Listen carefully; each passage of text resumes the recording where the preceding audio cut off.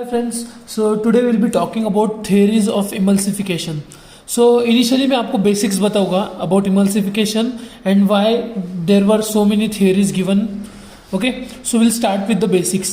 So always remember जब oil plus में water को mix करूँगा and agitate करूँगा, there are droplets of varying sizes are produced, right? Droplets produce होते हैं of various sizes. सो जब एक ड्रॉपलेट प्रोड्यूस होता है ना, there is a tension that exist at the interface. Interface मतलब क्या होता है? जब दोनों फेज होता है, एक ऑयल वाला फेज और एक वाटर वाला फेज होता है, राइट? तो उनका जो इंटरफेस होता है वहाँ पे there is presence of tension because the two immiscible phases tend to have different attractive forces of the molecule at interface. मतलब जो मॉलिक्यूल इंटरफेस पे होता है ना, सो उसके जो कोर्स के मॉलिक्यूल रहते हैं ना, वो नीचे उसको खींचने की कोशिश करते हैं, राइट? सो दोनों इमिसिबल फेजेस है, so there will be formation of tension, right? So always remember, greater the degree of immiscibility, greater the interfacial tension. Greater the degree of immiscibility, greater the interfacial tension, right? Now example अगर मैं बात करूँ, mineral oil जो रहता है उसका interfacial tension जो होता है वो 50 डाइन्स पर सेंटीमीटर होता है. ओलिव ऑयल का 23 डाइन्स पर सेंटीमीटर. पर किसके साथ में, right? Mineral oil versus water, olive oil versus water. So it is with respect to water, right? Now remember, अगर आपको फाइन डिस्पर्शन चाहिए, fine dispersion of oil and water requires a large area of interfacial contact. मतलब जब देखो एक interface पे जो molecule होता है ना, अगर उसका कॉन्टैक्ट ज़्यादा रहेगा, so we give it in terms of work. So amount of work is given by interfacial tension into the area of the molecule, right? Now a high interfacial free energy leads to reduction in interfacial area. उसके वजह से कोएलेसेंस हो जाता है. मैंने previous video में बताया था व्हाट इज कोएलेसेंस.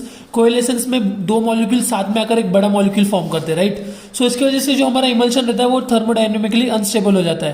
देखो इंटरफेशियल एनर्जी अगर हाई हो गई, सो इंटरफेशियल एरिया कम होगा, एनर्जी बढ़ेगा तो एरिया कम होने वाला है, राइट? एनर्जी बढ़ गया, एरिया कम हो जाएगा. एनर्जी एंड एरिया कम बढ़ गया. अगर इंटरफेशियल एनर्जी बढ़ रही है सो उसका एरिया कम होने वाला है. इसकी वजह से क्या हो रहा है? कोएलेसेंस हो जाने वाला है. कोएलेसेंस होने की वजह से थर्मोडायनेमिकली अनस्टेबल हो जाएगा इमल्शन. सो एक सबसे इंपॉर्टेंट पैरामीटर यहाँ पे याद रखना है कि जब इंटरफेशियल फ्री एनर्जी, जो मेरा एनर्जी है वो अगर बढ़ रहा है तो उसकी वजह से इंटरफेशियल एरिया कम होता है, राइट? या वॉइस वर्सा. और उसकी वजह से अल्टीमेटली क्या होने वाला है? कोएलेसेंस होने वाला है. और कोएलेसेंस हो गया मतलब थर्मोडायनेमिकली अनस्टेबल.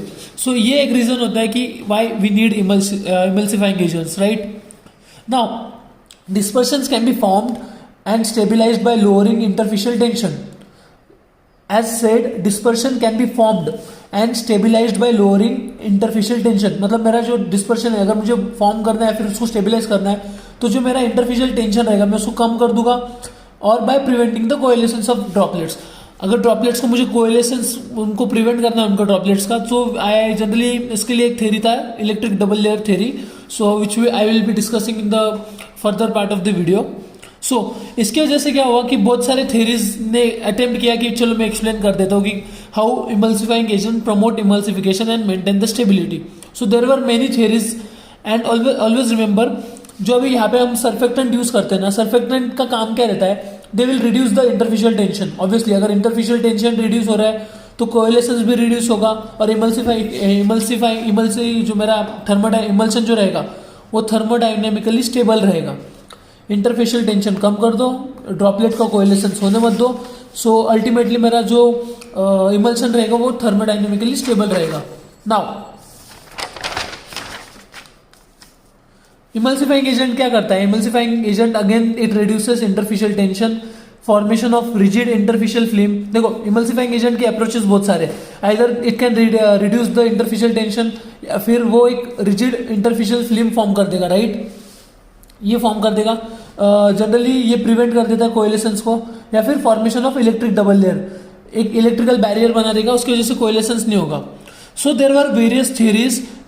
यहाँ पे मैंने नोट डाउन किए 6 थ्योरीज नोट डाउन किए. They are hydration theory of emulsion, phase volume theory एक होता है, एक ओरिएंटेड वेस्ट थ्योरी होता है, देन एक इंटरफेशियल टेंशन थ्योरी है, एक इंटरफेशियल फिल्म थ्योरी है, एक इलेक्ट्रिकल डबल लेयर थ्योरी है. So this was the basics. So this is the part 1 of emulsification के थ्योरीज का. So here we discuss what is emulsion कैसे form होता है, then what is interfacial tension क्या है, देन थर्मोडाइनेमिकली अनस्टेबल कैसे होता है। सो मोस्ट इंपॉर्टेंटली आपको यही याद रखना है यहाँ पे कि हाई इंटरफेशियल एनर्जी, जब एनर्जी बढ़ेगा, अगर एनर्जी बढ़ रही है तो एरिया कम होगा, एरिया कम होगा तो कोएलेसेंस होगा, उसकी वजह से थर्मोडाइनेमिकली अनस्टेबल हो जाएगा इमल्शन। सो ये सब चीज़ें हमें होने नहीं देना है, राइट। सो हमें जितना ज़्यादा इंटरफेशियल एरिया बढ़ाते आएगा उसकी वजह से कोएलेसेंस नहीं होगा, राइट। सो उस पैरामीटर में हमें थिंक करके काम करना है, that's it. So this was the basics of theories of emulsification. Thank you.